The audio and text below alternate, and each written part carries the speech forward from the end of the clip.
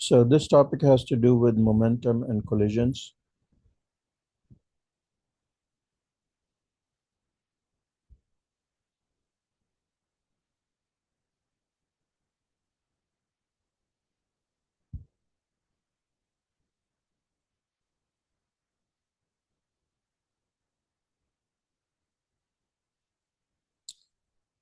So there is a physical quantity described in physics, which is called momentum. Um, the letter used to denote momentum is P because M is already taken for mass. So P is equal to mv, mass times velocity. Momentum is a vector because we have mass times velocity, and velocity is a vector. So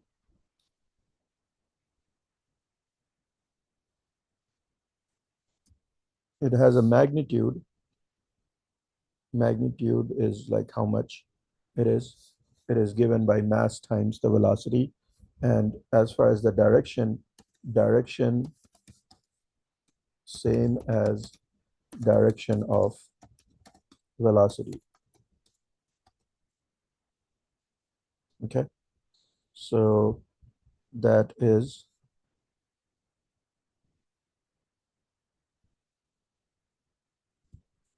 momentum.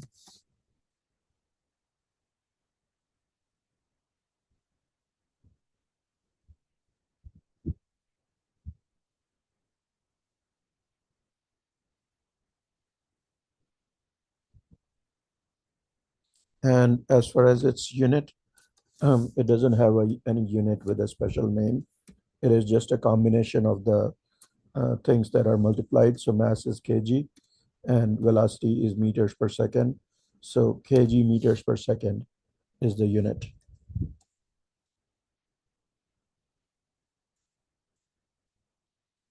Okay, so obvious things, uh, different objects can have different amount of momentum, and how much momentum they have depends on the product of mass and velocity. So the greater the mass, the more the momentum. If you have a car and a truck moving at the same speed or the same velocity, then the truck with a bigger mass will have more momentum, right? Um, so yeah, that's about momentum. And momentum is a vector. So when we have to combine momentum, then we have to use the rules of vector addition. So first of all, because it is a vector, you could have addition of vector of momentum. Sometimes you may have to subtract momentum. It is not like mass. It's not like 1 kg plus 2 kg is always 3 kg. No, momentum sometimes, depending on the direction, you may have to add. Sometimes you may have to subtract. Sometimes you have to combine it in a different way because of how the momentum is pointing. For example, we've got this momentum of 5 kg meters per second, right? And we've got another momentum of 10 kg meters per second. I've intentionally drawn it at 90 degrees just to make it simple. Here we can do Pythagorean theorem to combine these. We will not do simply 5 plus 10 equals 15. We will do Pythagorean theorem, right, to get the net momentum. So that's the idea. Momentum is a vector, so you have to treat it that way.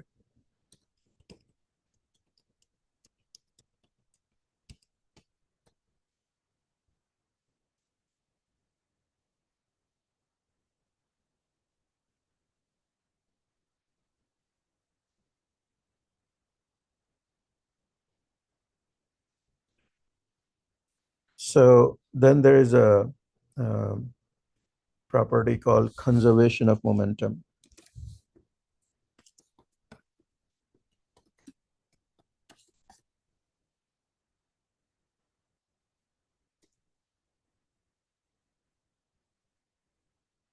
So in physics, there's a lot of these laws which are conservation of energy, conservation of momentum, conservation of mass. It basically means that the total amount of that quantity remains the same before and after. Okay. So conservation of momentum, this usually um, applies when there are collisions, when things collide, then the total momentum remains the same.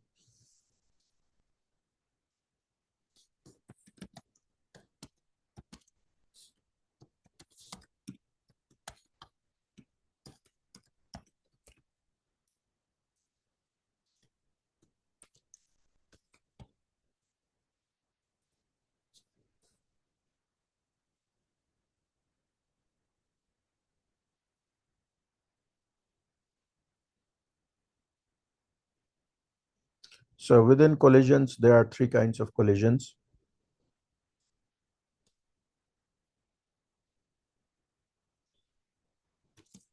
Elastic collision, inelastic collision,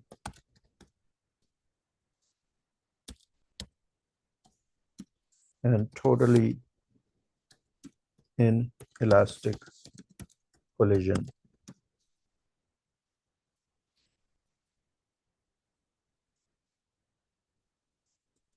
So in all three of these, uh, total momentum is conserved. All right. But what is the difference between elastic, inelastic, and totally inelastic? It's about if energy is conserved or not. So in a elastic collision, um, total kinetic energy is also conserved.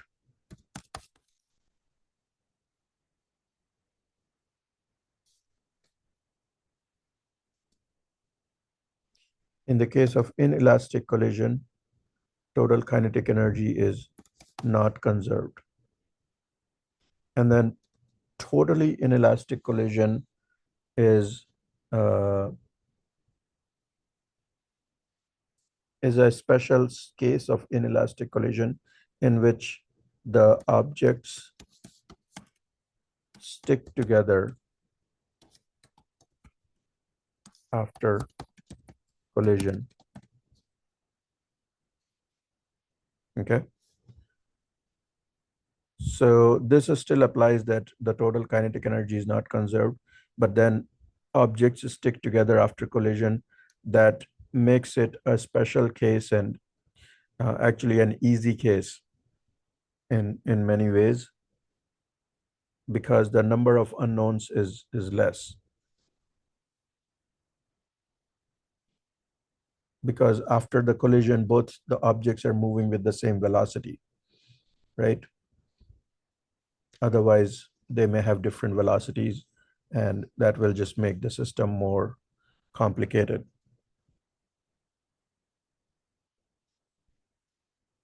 So actually, the systems with totally inelastic collision are the easiest to solve. So imagine this case. There's a wooden block with a mass of 10 kg, and there's a bullet which is shot, and it has a mass of 20 grams, and it is moving at 100 meters per second. and it's going towards the block. And after hitting the block, it gets embedded into the block. And the block is sitting on a frictionless surface. What will be the final velocity of the block with the bullet embedded in it is the question. All right. So we will solve this using conservation of momentum. And in particular, we will realize that because the bullet gets embedded in the block, this is an example of totally inelastic collision. Okay. Here, the energy is not conserved. So we cannot write a formula like kinetic energy plus potential energy is equal to kinetic energy plus potential energy. We cannot write a formula like that. However, we can write a formula for conservation of momentum. So first we can write the momentum of this plus the momentum of this, and that will be equal to the final momentum. So the way we write those equations is like this: M1 U1.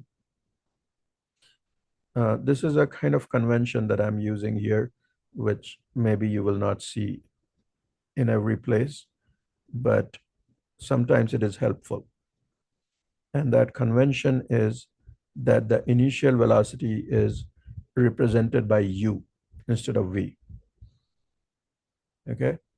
And then the final velocity is represented by V.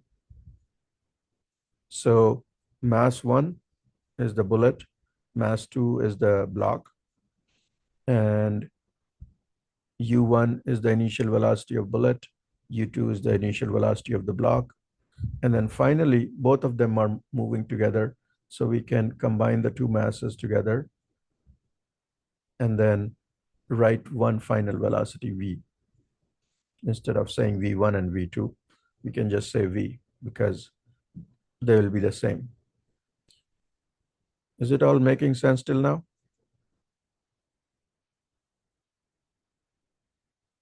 Yep. All right. So M1, this is 100, this is 20 grams. We have to write this in kilograms. So 20 grams is how many kilograms?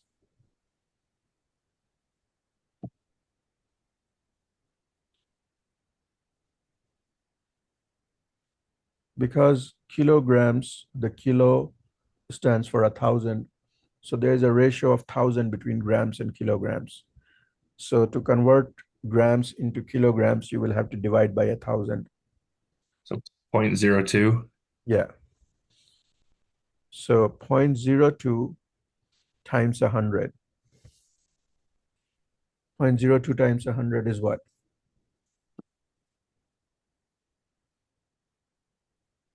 2. Yeah.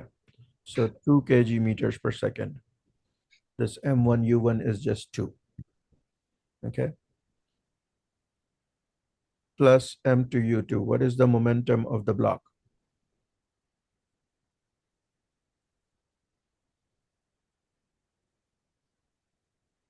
It's 0. Because 0 here because it's stationary. yeah.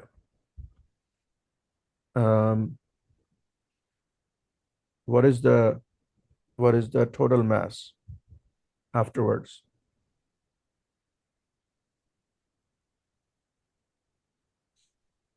10.02. 10 and 0.02. So 10.02. And what is the final velocity? We don't know. It's an unknown. So 2 is equal to 10.02 times V.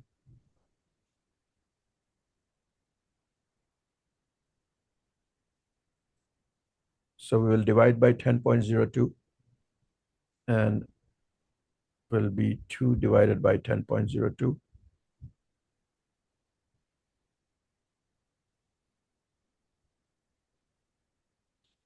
Which should be about 0.2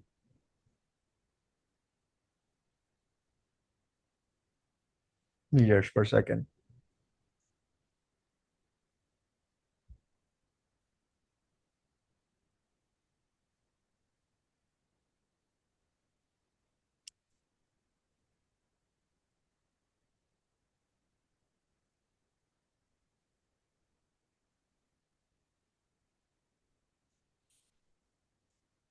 questions about this? I think I'm good here. All right.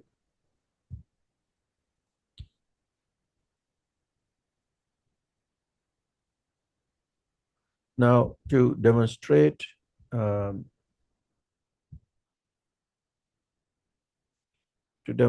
the um,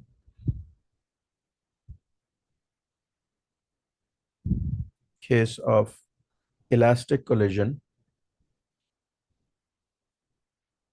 I'll just use the same example, kind of twist it in a certain way, which might look unrealistic, but just to demonstrate it.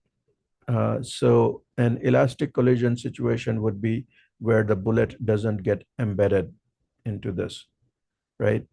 Instead of a wooden block, think that this is like a iron block or titanium block or something that the bullet just cannot penetrate inside and actually bounces off of it. That would be the case of an elastic collision. So then when it bounces off, then both the bullet and the block will have different velocities. We don't know what those velocities are. So for that, when you will set up this problem, again, I want to remind you, I I know that you guys look for like what equation to use. So actually you have to build up the equations based on the laws, right? So it will be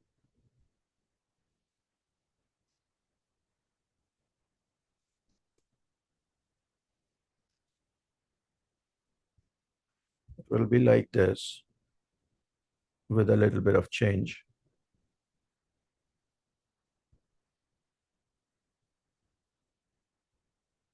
Now the final velocity is not a common velocity.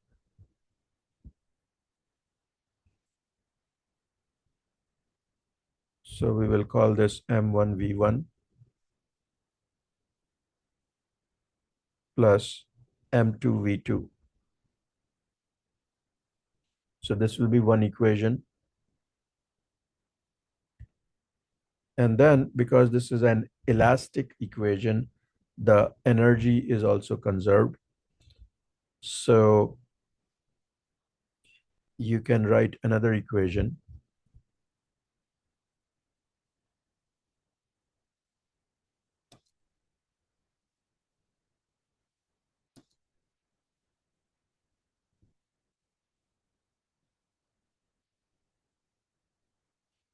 And that equation is half M1U1 squared plus half M2U2 squared is equal to half M1V1 squared plus half M2V2 squared.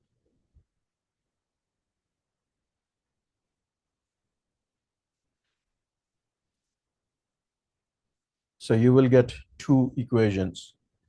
Now this may look quite intimidating, but most of the times when, this is how it works in physics at this level, is that your initial equation looks intimidating, but when you actually plug in the values, they simplify. For example, look here. Initially, the block is at rest. That means U2 is 0. So that will get rid of two of the terms. This will be 0. This will be 0, right? And then there's other things that can be done. So this is how you solve these problems. First, you write these simple, well, not simple. You write these equations, then you plug in the numbers, and then you solve them using your, mathematical knowledge of solving system of equations or things like that, and find out whatever is it that is unknown. But this is the method.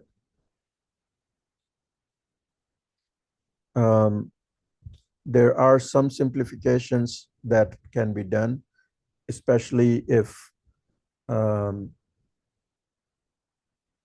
especially if there is some special scenarios where one of the objects is very much more massive compared to the other one, or if they are actually both the same mass. And those special cases are treated in your book. So I will say, go ahead and read those. And I'll talk about it in the next class as well. It will be too much for me to talk about them today. Um, Now, another part of this is collision in 2 dimensions. So here we have made it like everything is happening in a straight line, but sometimes collisions happen in 2 dimensions. What that means is, like, imagine like a pool table.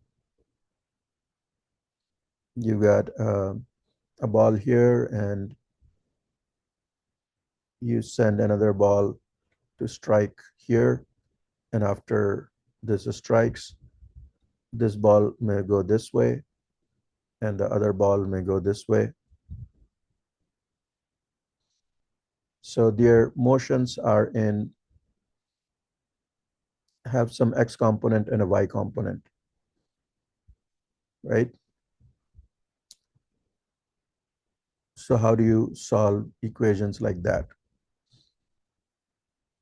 The way to solve those equations is,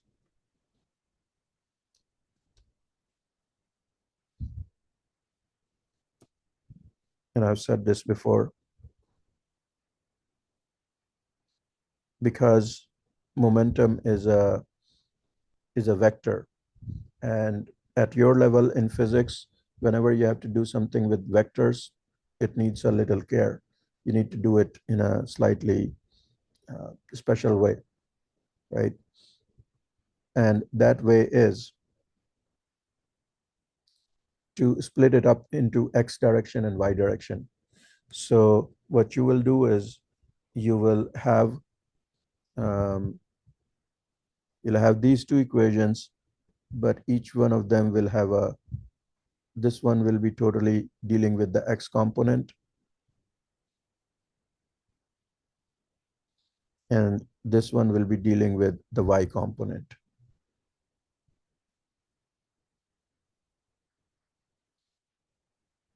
So you write those 2 equations, plug in those numbers, and then solve them to get the answers.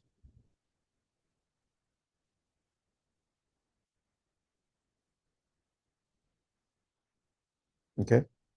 For example, in this case, again, let's say the second ball was at rest. Then this will be 0. This will be 0.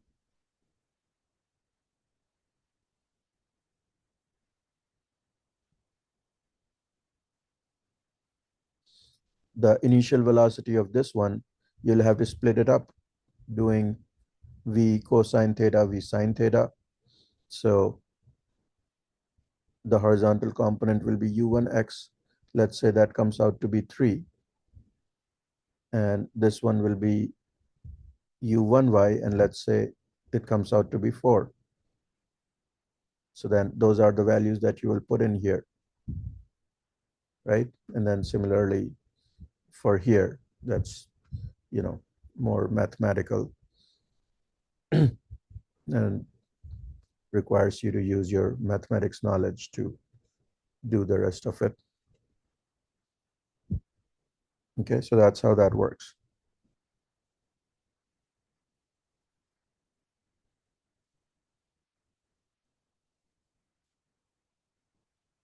Then there is impulse momentum theorem.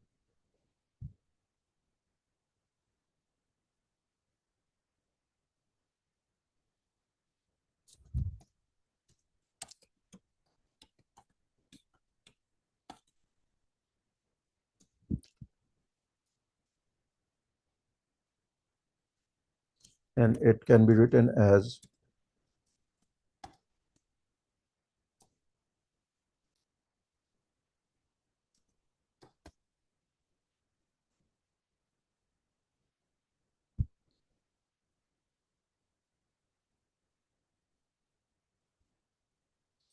F delta t is equal to delta of mv. Remember, delta always means change.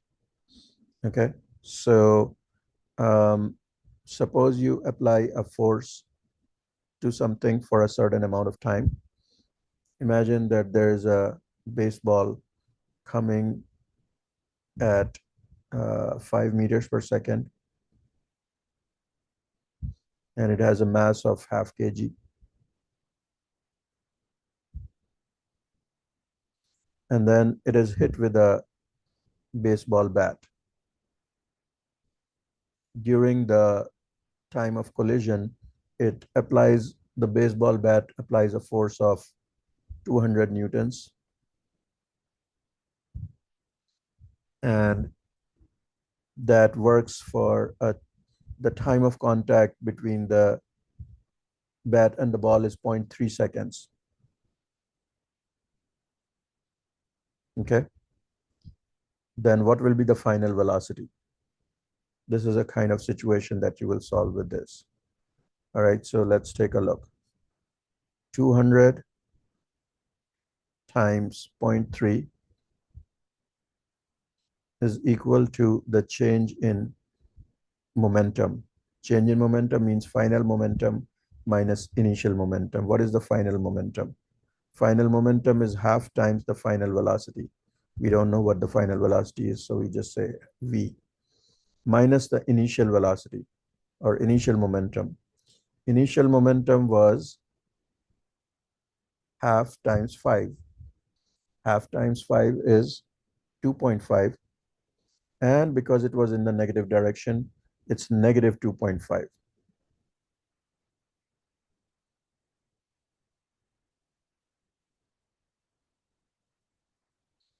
Right? So minus negative 2.5 becomes plus 2.5. All right, so we wrote this up. The only unknown here is v. Okay. So let's solve this. 200 times 0.3 is 60. 60 plus 60 minus 2.5 is 57.5. And then double of that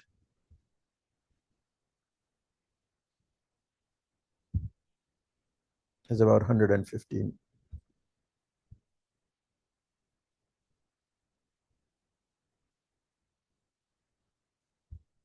So that's how you apply and solve impulse momentum theorem.